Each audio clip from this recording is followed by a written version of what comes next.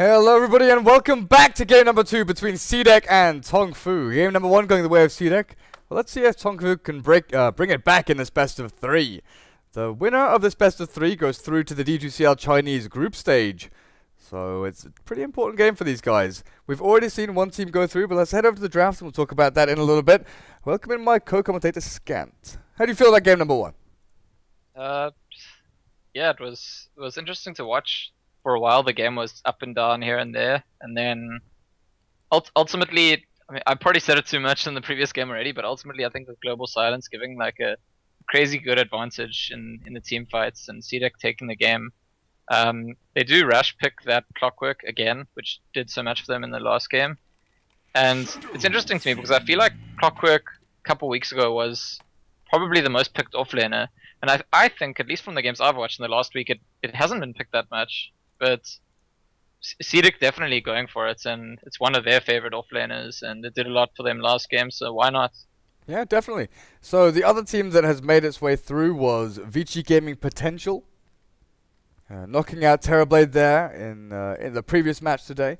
So one more win here for CDEC will secure them that place in the group stage. TongFu have to battle their way through 2 more wins though in this best of 3. Now, yeah, and anyone watching who doesn't know who Vici Gaming Potential are, that's the team that used to be called Lie Gaming. So bad out here, Wisp and Batrider by CDEC, Troll and Axe, 2 of the Spin Bros from TongFu, picking up the Venge and SF themselves this time. So they've got the minus armor pairing there of Wave of Terror and Presence of the Dark Lord, but they've also got a lot more, aggressive and defensive options. The item builds that Shadow Fiend tends to go for offer, multiple openings in teamfights. It's the same with Vengeful Spirit. Her skill set allows you to play offensively with a swap and Magic Missile, take objectives with Wave of Terror giving great vision, minus armor onto Roshan, clearing creep camps. There are so many facets from just these 2 heroes on their own that fit so well with the current metagame. Yeah, while Clockwork and Sniper fit pretty well with each other as well, right? That's almost, I don't know, is it blasphemy to speak about League of Legends in a Dota cast? There's a term in League of Legends, I don't actually play a lot of League of Legends, I've just watched some streams, there's a term they use called peeling, and that's really what Clockwork does. He peels people away from the sniper. He's really, really good at doing that, just like drawing enemies away from the target that they want to be near, which in this, whenever you have a sniper, you know that the other team is going to try and jump that sniper, go on the sniper, because if the sniper's left to just do his own thing, he's usually going to win fights. And Clockwork, therefore, a really good hero to be coupled with the sniper because it has that effect. It can sort of, peel the enemies away. Yeah, I don't have a problem with you using that terminology. It's fine. It's okay. It's not like it's made by League of Legends. It's not like it's just their word. You can definitely use it in other ways. I mean, do Dota casters talk about I heard the term first in League of Legends. That's why I thought it was a League of Legends term. I don't think I've ever heard anyone do it. No. Mostly we talk about, counter initiation and closing the gap and things like that, which Clockwork definitely does. But yeah, if someone jumps Sniper, then you hookshot in, try and save him, get Sniper away a safe distance so he can turn around and start right-clicking. Yeah, you've got the zoning cogs, the zoning hooks. There's lots of ways for you to keep people off your Sniper. Zoning. And it's zoning, yeah. That's probably the word that we use usually. Yeah, you're right. Spirit Breaker, Emperor Spirit taken out by CDEC, while Witch Doctor and Silencer are the bans from TongFu. The Spirit Breaker, that's a good hero against Sniper. I'm pretty sure that's the main reason why CDEC are banning it here. Emperor Spirit, he does offer a similar role as well. There's still heroes like Spectre out there though. I don't know. With that AA pick, it kind of clicked it in my head. Maybe TongFu think about it. Maybe they go for that semi-global strat. But it does mean that their team fight, like actual capability of fighting 5 versus 5 is going to be really limited. AA and Venge, good at solo pickoffs. Shadow Fiend can, fight with the best of them. But if they do pick a Spectre, their 5th pick has to be something spectacular. It has to be like a glorious Tidehunter or a Magnus or something like that. The Spectre needs a spectacular pick. Yeah. But at least this time they ban out the silencers, so they'll be able to take fights when it suits them and not like when there's a spell cooling down. I don't know. You've still got the Sniper and Clockwork to deal with. Hookshot is a pretty scary ability. If you're a hero like Venge or AA, you don't want to be wasting your swap cooldown, not only to get out of cogs, but you'd be bringing one of your teammates into cogs. Sure, but the relevant considerations when they're starting a fight, TongFu, this game, will at least be immediate. Yeah. Like, the difficulty playing against the global silence is like, it doesn't matter what the situation in front of you is like, he can just global silence, whereas over here, TongFu might see, okay, there's one hero there, one hero here, we've got the numbers here, fine, we can go for that kill. That's and it makes it a lot easier to play their own game. That's a Shadow Demon pick. We've seen, you know, European teams like London Conspiracy slowly trying to bring back on their own pretty much. Kunkka, SD, Exort, Invoker, the combination there. Or we see it up against the Batrider if there's nothing left. You know, if a Baton's banned out, or if there's no Venge to pick up to try and swap someone or cancel out the lasso from Bat. But as a pick on its own, we don't see it at all. I've seen, I think, 1 or 2 games, just particularly EG, where PPD picks it up for himself as a purely defensive support because he likes those kind of heroes. And that's got to be what it is here. It's got to be, we want even more protection for our sniper. And I suppose, looking at the sniper, I was just thinking now, it's not too bad of a setup for sniper as well. Disruption into shrapnel, that probably makes a kill. What's the delay on Assassinate? Because surely you can start casting Assassinate, and then as Disruption ends, it hits? Oh, no, it's a bit different. No, you probably can't, yeah. 2 seconds delay while it's a 2.5 second duration on Banish. It depends on the range, I guess. How long it takes that projectile to fly across the screen. Possible, but probably not worth it. Look, it's Durkee yet again, calling the picks, just asking questions about heroes, and they get picked. Of course. It felt like it was coming, though. It felt like it was coming. And do you want to make a bet on the last pick? Because I mentioned Tide or Magnus. I'm pretty sure CDEC are going to ban Tide. I don't know if TongFu can or will play Magnus, though. They need a teamfight ultimate that can either AoE stun or lock people down. Darkseer is a possibility, but I'm not too sure how well he does in this game. Darkseer Spectre used to be like quite a popular combination, so it is possible. Really what they want here is the clockwork, and unfortunately it was first pick for the other team. Because I think that would fit perfectly. It's got that global element, that initiation, it can team fight well, kind of frontline. Shadow Demon Disruption into Leshrac Split Earth. This is another combination that we saw. I'm pretty sure it was LGD running 8 or 9 months ago, like quite a bit before DAC, but after TI4, you know, they're trying to bring it back. It didn't work out for them at all. It's still a very potent combo where Leshrac can be running a support role, but I'm wondering if this is a core, because, you know, we've seen Musica down in the SEA Dota scene playing up on CSW with a core Leshrac. Yeah, I'm just not so sure how well core Leshrac matches up against Spectre. I think Spectre just maxes Disperse, gets 1 or 2 items, and every fight Leshrac can kill himself long before he kills anyone else. Yeah. So I would probably prefer to see a support Leshrac here, although the core Leshrac is usually having such a big impact on the early game that enemy heroes might just not even get to the stage where they get the farm. So CDEC chose to ban the Censor, so the option of the Tide is still there, if that's what you think they want. I think that's what they want. That's what I would take. But obviously, I'm not TongFu. I'm not their drafter. I'm not quite sure. It comes down a lot to, you know, personal preference, but also now you have to look at that laning combo. You have to think, okay, we need an offlaner that gives us team fight, but we need an offlaner that can, you know, go back into the jungle, can survive against SD Leshrac, and where does the sniper go? Is the offlaner going to be up against the sniper in the offlane? Is the sniper going mid? I'm assuming mid sniper against the Shadow Fiend because that's a pretty decent lane for him. But you've got this pick where CDEC can take their final hero. Okay, they go for some teamfight control in a Brewmaster. He can survive pretty decently up against Lesh and Shadow Demon, but he can't jungle. Yeah, that's true. Brewmaster's not going to be able to go to the jungle, and that means he's going to have to find a way to get value. Although, recently I've hardly ever seen an offlane Brewmaster get totally shut down. And especially if they get the wards right, whenever Leshrac and Shadow Demon move off to another lane, the Brewmaster will be able to get value in that lane. So warding going to be really important there, I think, because Xpingo needs to be able to see where the enemy supports are if he wants to get value. He's not going to be able to go very far forward in his lane while the supports are nearby, but... Do they go aggro, though? Because Whoa. Clockwork does decently against Brew 1v1. And then you can have this aggressive trial and yeah, it looks like they might do it. This is a really potent aggressive tri lane. Okay, well in that case the Brewmaster is going to be fine, I think, against the Clockwork. But it's the Spectre we need to ask questions about. Spectre, Ancient Apparition, and Vengeful Spirit. Well, I think CDEC have to be a little bit careful just because it looks like their lane's a lot stronger, but right at the start of the game that Ancient Apparition Chilling Touch can actually turn things around if you're not careful. Overall, definitely I'd favor CDEC's tri lane. They just need to make sure not to be surprised by the power of Chilling Touch. Yeah, they can't really overextend massively in dive towers, but you are basically deleting a hero from the game every time you use Disruption. Because Disruption, Split Earth, and then Blade Fury, no one's surviving that down here. Yeah, it's not actually clear what they planned. Like Vengeful Spirit, one's level 6, AA, one's level 6.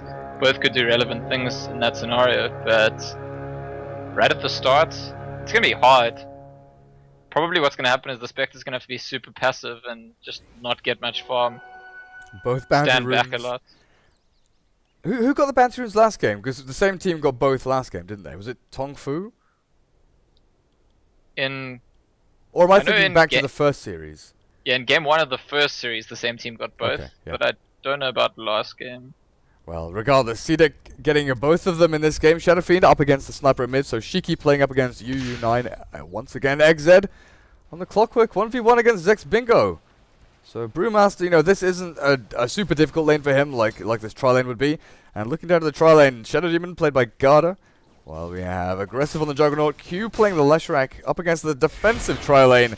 Going to be trying to stay alive for as long as they can. King J on the AA. Exink on the Spectre and LPC on the Vengeful Spirit. King J with a very early Chilling Touch there. Not sure if they wanted to make an aggressive move. The Shadow Demon sort of ran forward, maybe looking to use a disruption. King J used his Chilling Touch, and then everyone on TongFu just ran back. Oh, sorry, on CDEC just ran back. So Chilling Touch will be on cooldown, and this is a perfect signal for CDEC to go in. Who do they go on? AA looks like, yep, Q getting ready. Split Earth's going to land straight onto his head. Also catches out Spectre. This might be 2 kills here.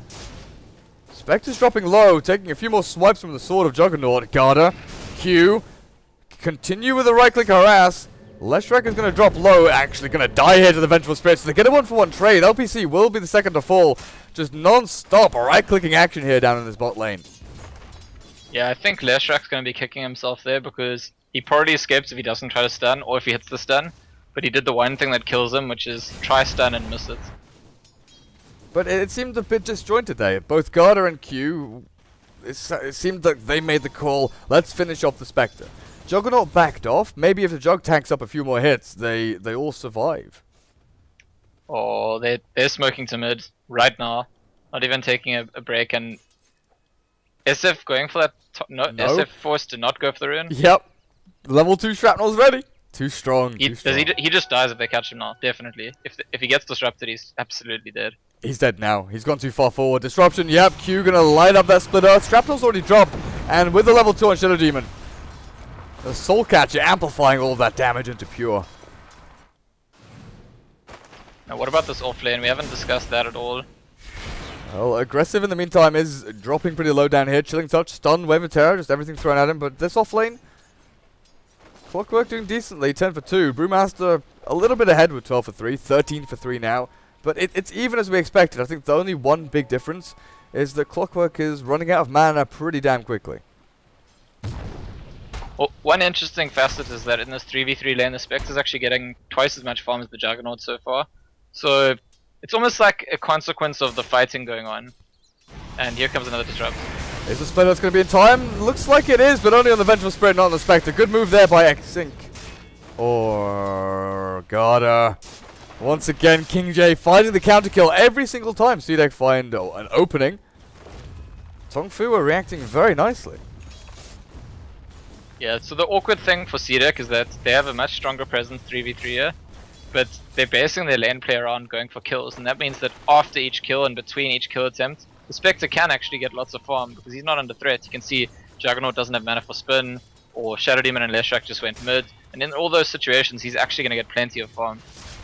And also the fact he hasn't died. The 2 kill attempts, well, the 2 kills we've seen from CDEC down in the spot lane as Split Earth thrown out. I'm not sure this is exactly where you want to go though. But they've both been on the AA or Venge. Aggressive. Dagger's going to get put on him. He's slowed down, but okay, he spins. He pops the Blade Fury and he's out. It's getting a little bit rough down here though for CDEC. God is still looking for the disruption. He's got it. They're finally going to find the Spectre. Split Earth, yep, Leshrac just in time. Finds the stun down onto the Spectre, but he's already got Quelling Blade, Stout Shield, almost Phase Boots done.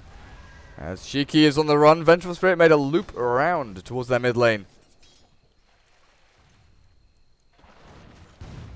Shiki like dancing around there, deciding, is it safe? Is it safe? Do I have to go the long way? Really not wanting to go the long way, and eventually he makes it back into his lane. Oh, Venge, Venge, Venge. Does she get scouted? They're pinging out. They know where she is. They've seen her.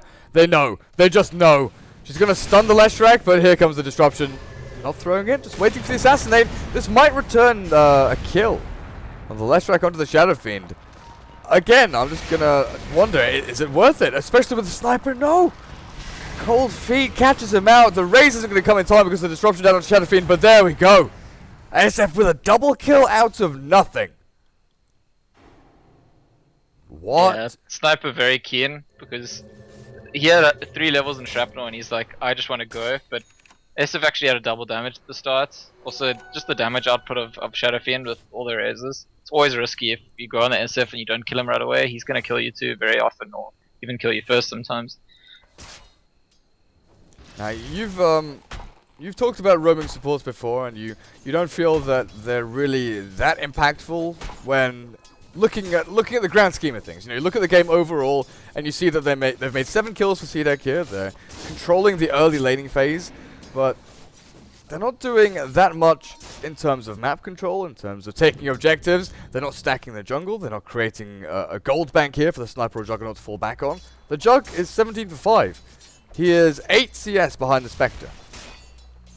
Yep, and the roaming supports, I mean, later on Shadow Demon can always be cover, can always be initiation, but Leshrac, the support Leshrac does almost nothing without the Shadow Demon. I mean, what does he, unless he somehow gets some items himself, it's gonna be just like a complete liability of a hero in my opinion. But we'll get to see. I mean, maybe they will snowball out of control, maybe they'll just constantly keep making kills, but for right now I'd agree that the support roaming duo is just like, the value is gonna disappear in 10 minutes time if the game stays as it is on course. Yeah. Well, they do have that potential though to always be pretty useful up against this Brewmaster. Until he gets his BKB. Oh, bot lane again. They've got the disruption and the spin. They take down the Spectre and probably the Vengeful Spirit here as well. A few more right clicks. The stick charge is not going to keep you alive long enough. AA might, if he's lucky. No. Split Earth from Q says, good day, sir. Get out of my face. And they find 3. And this is exactly where the support duo justifies itself, as we've been doubting it. You know, if you're gonna 3 for 0, which is the first time they did that in this entire game, then we see the value, and it becomes harder and harder for TongFu to get time to come back. Spectre contemplating the dagger there to cancel out clarities, maybe. Got her. Yeah, I'm not sure about this. You need the Juggernaut to be a little more healthy.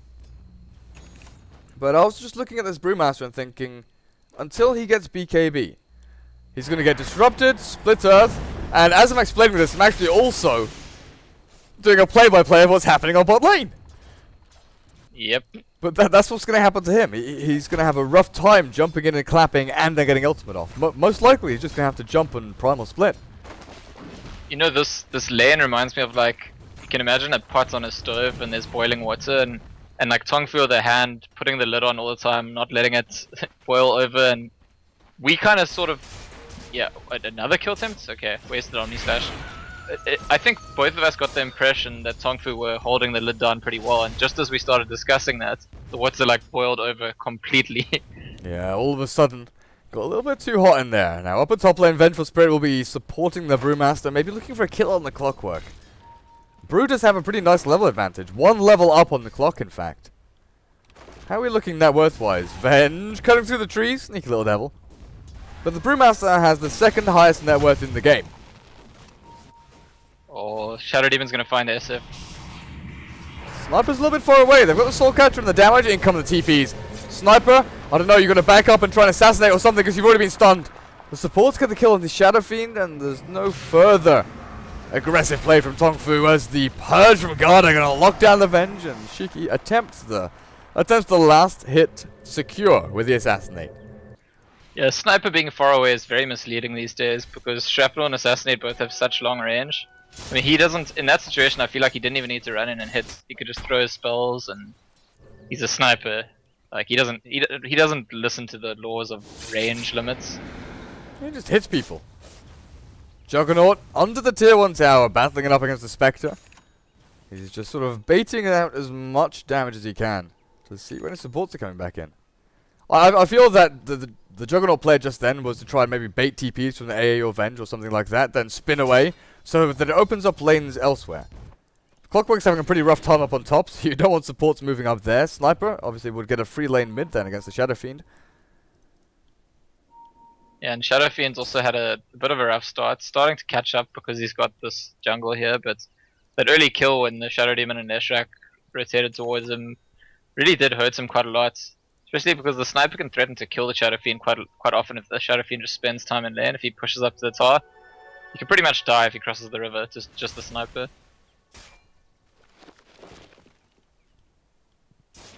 Phase boots on the Spectre. Do you go for like the small incremental builds? Do you try and get an urn now? A bracer or drums? Look at this smoke. Brewmaster, Blink Dagger, SF double damage rune. Oh boy.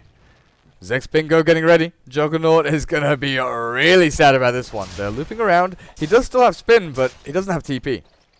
Venge is not level 6 yet, though. He's going to spin. Wave of Terror and the right-click attacks. Not quite going to be enough. But the race will, apparently. Primal Split even popped there. Not expecting that long-range race to actually do enough damage. Or not expecting it to reach.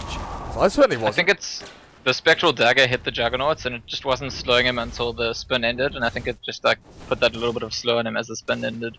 Okay. Top lane, the Clockwork gets a solo kill on the Ancient Apparition, who is level 6. The Ice Blast was just launched out there as a deterrent, but doesn't manage to get too much done.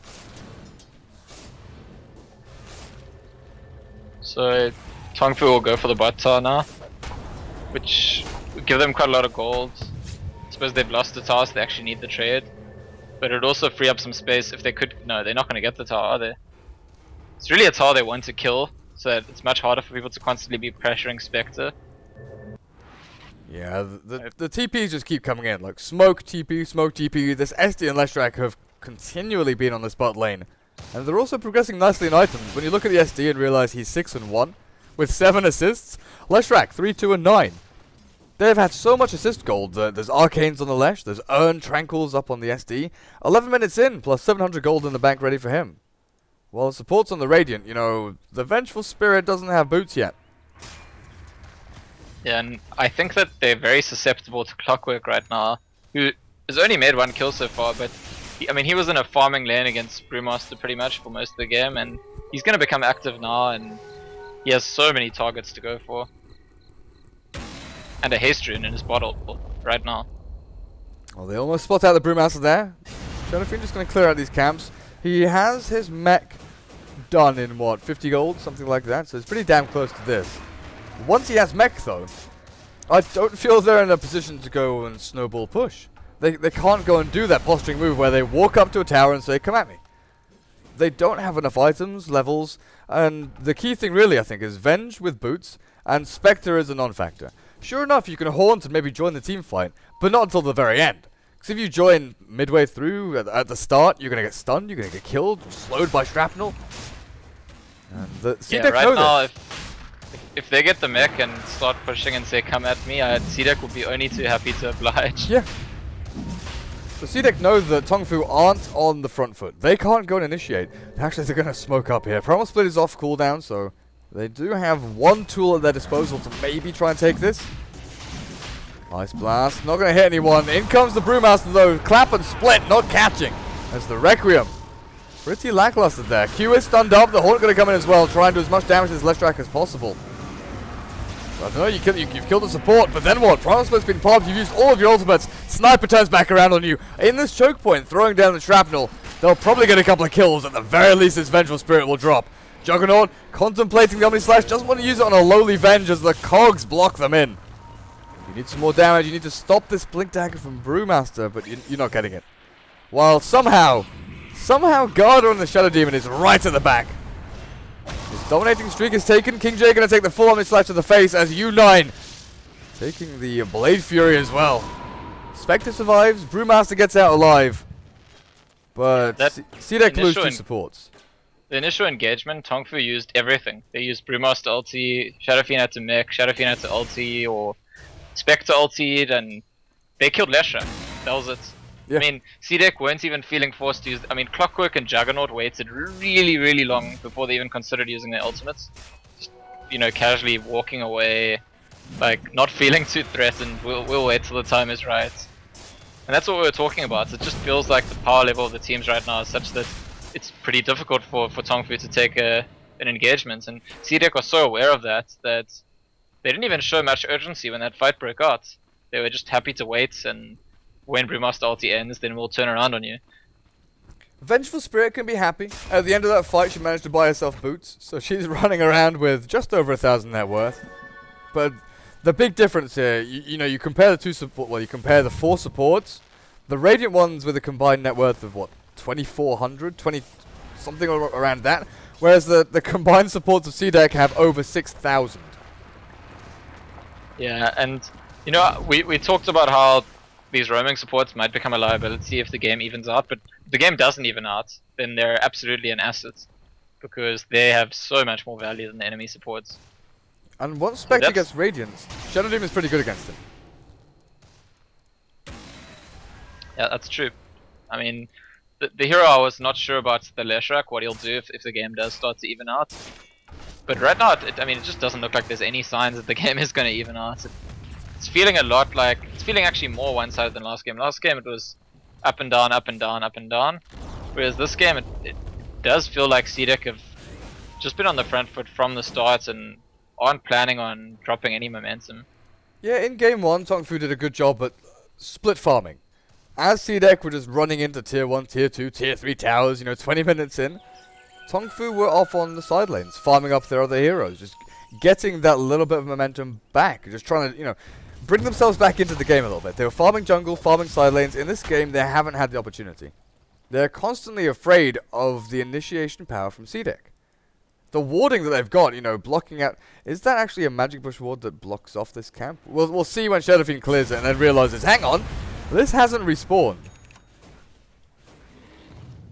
Yeah, I don't think that is... Well, it should block the big camp, but I don't know if it blocks the small camp. We'll see. But there is a smoke here from CDEC once again. Not sure where they're heading, though. They've got the wards in the jungle, so they know Shadow Fiend was just here and cleared it all out. But where he went next is a mystery to them. Do TongFu smoke themselves? I've got a smoke on the Venge. It looks like they're getting ready with the Brewmaster. Yeah, TongFu are on their last lifeline, honestly. If they lose a big fight here, they're gonna start losing pieces of their base soon. Yeah, gets swapped back. The Split Earth's gonna land on the Vengeful Spirit. Mech from the SF keeps him alive for a couple of seconds longer. But still dies. Okay. That was an interesting hook. Where was he? Wasn't he just behind him anyway? Yeah, I think maybe he like just had his camera lowered down near the tier 2 and saw the enemy hero and like didn't pay attention to all the things in between him and them. Either that or it's just like a trolley, like say hello to his friends hook. Yeah, just a little bit of a kick up the backside for the Juggernaut. Go forward, use your Omni Slash, go and kill stuff. Brewmaster has the Blink Primal Split, but he's not level 11 yet. How are we looking hero level wise? Dire has 3 level 11 heroes while our supports are 8 and 8. The Radiant has 1 level 11 hero, the 2 other cores are level 9 and 9. There's a big old difference in terms of XP. Over 5,000 right now, 18 minutes into the game. Net worth getting close to 10k lead for CDEC. Is this Spectre gonna get caught? I mean, I don't think they know he's here, but they're circling him. They're gonna find him. Phase boots. Dagger's off cooldown in a second. Oh man. He tries the TP, but that's not gonna work. He's dead. There's nothing else to say. He is just dead. You know what's interesting there? I saw the Juggernaut ping that creep camp. Oh, fight. Yeah, Ice Blast gonna land on guard. They'll take him out. Vengeful Spirit swaps the Sniper as the Leshrac now is on the retreat. Sniper Man fights it up against this Venge. He'll pop the Aegis Immortal. Clockwork gets sent into the air. Requiem. Oh, that timing just isn't there. Shadow Fiend will still find the kill with the help of the AA. But CDEC are losing a lot of heroes. TongFu, sure, their supports are low health. The AA is probably going to go down here to the Juggernaut, just chasing him down. But that was a good old fight for TongFu. Yep, and maybe they get the Juggernaut now too. Throws down the healing ward, the damage is there. The blink now from Unite, oh, one raise, no mana, nothing, one, yep, okay. Spectre gets the kill, and didn't have to buy back for it either. A lot of relevant ulti usages there. The Spectre's ulti at the end securing the Juggernaut, but the Brewmaster and Shadow Fiend did really great jobs with their blink daggers and ultis in that fight, and I think that might have been the difference maker. I mean, just all too easy to get onto that Sniper. I couldn't check the fight recap in time for like the initial fight, and obviously it split itself, so when Juggernaut died it was a separate fight recap. But I want to see in, you know, 30 seconds or minutes time or whatever, how detrimental that is to CDEC. Because losing a big team fight there, getting you pretty much every single hero killed, losing the Aegis Immortal and the Sniper, all of these impactful heroes that had a big advantage, they had the tower pushing potential of the Roche that they just taken. Gets completely turned around and they give Spectre? Spectre bought a Morbid Mask, but sold it? Is their courier dead? Their courier's dead, okay. I don't know why he bought a Morbid Mask, but I'm guessing it's a mistake. Well, you get Vlad's, which just like goes onto your Horn Solutions, but also I have seen Mask of Madness Spectre recently. I think it's pretty terrible in this position, but it is a thing, sort of. I could only see it working, you know, if you max Desolate. So yeah. you haunt in, then you jump to one of your illusions near a support or someone who's alone, and you can kill them. It's kind of like how Spectre used to be back in a long time ago in Dota 1, where you just go rush Manta, go Manta Diffusal before the Radiant build become really popular, and you could just find anyone and kill them. With max Desolate, pop the illusions, kill them with the Does Shadow Fiend have to buy back here? I don't know if you saw, I mean, right before this push, they clock caught him with the hook at the Ancients, and they forced the buyback. 20 seconds left, I don't think it's worth it, and you know, it's one of those things where the longer it goes, where you don't buy back, the less worth it is. And with a hero like Shadow Fiend, now he's got 18 souls, do they just let Rax fall? Like, they've got level 2 primal splits, so they're going to go in, clamp onto 2, split is popped. A Boulder Toss goes down onto Garda and they send the Sniper into the air. The key factor there. Get that guy out of the fight so he can't do any damage back to you. XZ has been hit by the Ice Blast. The Trail will manage to tick him over with the help of the Primal Split. But Shiki, Omni Slash, Sniper, yep, they get a couple of kills in the back end. Shadow Fiend dies and now he can buy back, but he's still got no souls. Looks like CDEC are running away with this Spectre for whatever reason, trying to run in there 1 versus 4, but getting manhandled a little bit there. Spectre and Shadow Fiend both have buyback, but since they can't save those racks, there's no real purpose in using them. Oh. It's been a while since I've seen a Brewmaster Aghanims actually. It's gone out of favor, I feel. Yeah, the Vlad's AC has become a lot more popular, BKB also, you know, so you can get that guaranteed split off. Even Hex has been taken over Ags. I just feel like Aghanims is a very niche item for him. Early on, well, you know, sort of like 18 to 25 minutes, it gives you a lot of impact.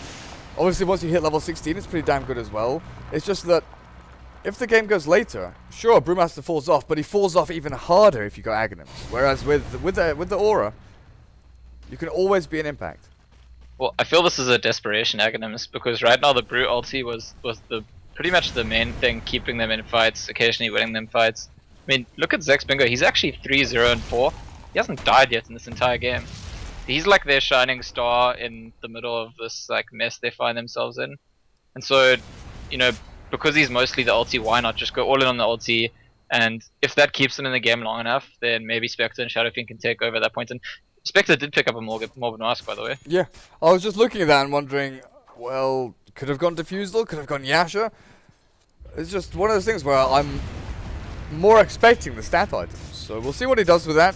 But I agree, it's at the point of desperation now from TongFu as they jump in again with a split. The BKB from the Clockwork is going to allow him to run back. Shadow Demon got sent up into the air. Oh, that's a good Ice Blast. Catching 2. Sniper now probably has to post BKB just to try and get out of here. He does turn around to fight though. Swap back. BKB's used. He's man fighting the Vengeful Spirit. But disruption down onto the SF, so Requiem's cancelled. And Sniper just is not dying. Finally, with one last crit, he gets taken out of the fight. But Aggressive is still there. Juggernaut spinning away. CDEC have lost everyone though. Garda's going to get critted down, slapped into the ground. Spectre, can you get the last right click in? Not quite. If anyone ever asks you for a good example of where Brewmaster Agnems does work, show them that team fight. Because the Brewmaster solo killed the Leshrac, like almost instantly at the start of the fight. Did 90% of the damage to the Clockwork with the help of the air ulti. And a whole lot of damage to all the other heroes as well. I mean, that's exactly why I bought it. It did exactly what it was designed for in that fight. Giving that fire, Drunken Brawler. I was just double checking to see which one's got which, but yeah, it's pretty good. The Earth one gets the clap, Storm gets the haze, and the fire gets the Brawler. And Spectre's getting farm now. And you know, now we come back to those questions. What does Leshrac do when the game gets to this point? Well, he's got a lot of farm. He does. He's got the Soul Booster, he even bought a mech. But I mean, it didn't help him in that fight. The Brewmaster Aghanem's Primal Splits, like, just absolutely obliterated him. It was really good focus from Zach's Bingo, though. Because he managed to cycle in the Sniper almost instantly after split. Like, I think that was his main focus. You jump in, you clap, you split. Sure, you want to do damage to Leshrac. Sure, you want to get all these spells off, but...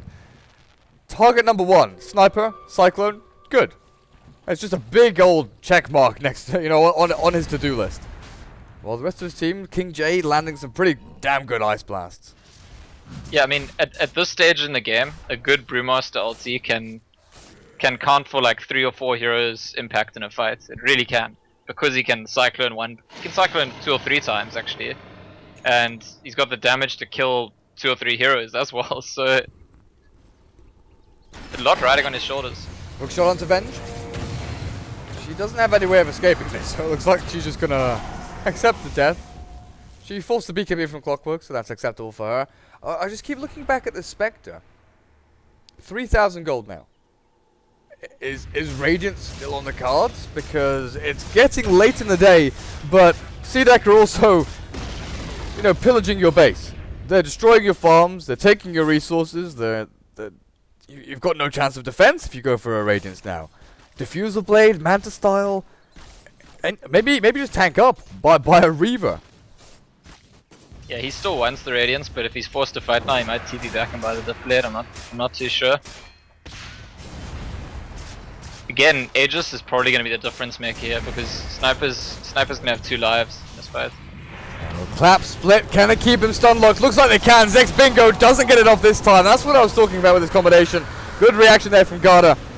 As the Shadow Fiend does find a counter kill back onto Leshrac. Aggressive now, backing up, healing ward, keeping him pretty healthy. The Spectre looks to focus it down. Sniper though has Aegis the Immortal. They get the primal split. Shadow Fiend is blinked forward. Shiki gonna go down the first time, and there's no one to save him. He doesn't have blink. He doesn't have Force Staff. He's got nothing to escape, and he's gonna go down a second time.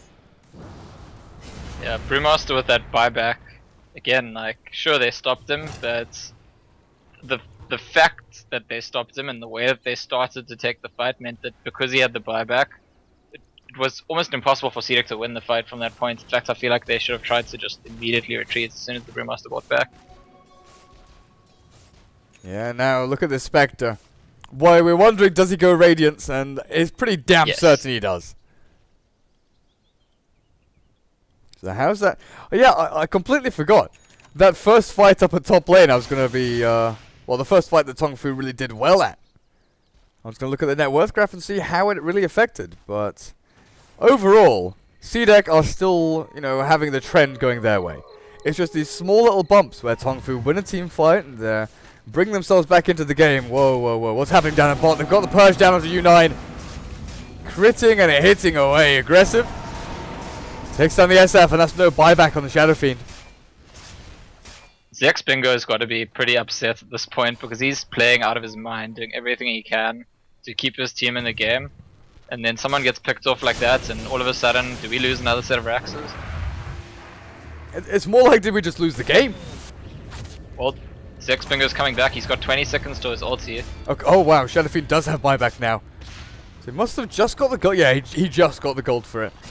Should have paid more close attention to that. I was just judging by the the gold ring around him. I didn't actually go and check buybacks. In jumps aggressive with the blink dagger on the Juggernaut, and the final right click finishes him off with the sniper.